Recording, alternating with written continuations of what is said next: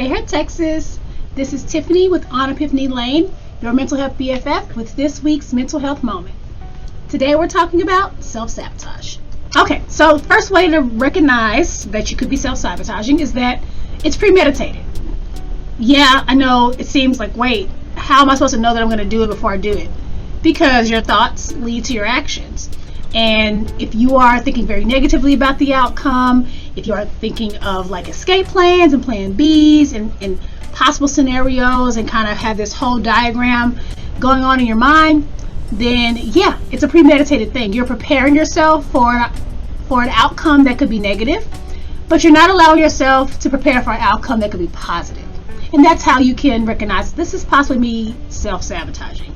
So first way to know, it's premeditated. You have been thinking about all of the ways it can go wrong and completely forgetting about the ways it could go right. Second way to recognize that you may be self-sabotaging is that you're feeling a lot of distrust. And it could be coming from anywhere. It can be internally, that you don't trust yourself. I don't know what I'm doing. Why did I get myself into this? Blah, blah, blah, blah, blah. All this negative thinking. But then also you distrust the opportunity. Like, what do they really want from me? Is this really... And once you've said yes to something, that's probably not the best time to, back out. As far as a business minded goes, there's lots of reasons to say no. You can always say no. See my talk last week about saying no with power, right?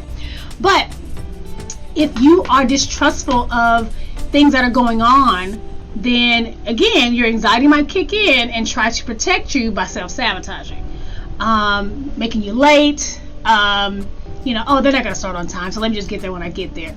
Being distrustful of the people you're working with or distrustful of yourself is a way to set yourself up to not be at your peak performance. So number 2, there's some distrust going around. And if you feel that, examine it and don't just let that feeling stay there. All right, third way, let's go. Okay, number 3, you forgot what the goal was. Yes, self-sabotage comes from actually not knowing where the booby traps are, not knowing where the mines are, right? If you don't know what the goal is, if you forget what the goal is, if you don't have a goal, you're going to set yourself up for a lot of negative experiences. Again, failure is not the thing we're trying to avoid, or mistakes, because we can learn from those. We have a growth mindset, right? But just stepping without any purpose, that's going to put you in a place where you usually don't want to be. It can take you the long way around, right? And this journey is already difficult enough. We don't need any extra detours if we can avoid them. So just be aware of what your goal is when you're stepping into a new opportunity or into a new situation, because that'll help you avoid self-sabotage because you know what you're trying to do.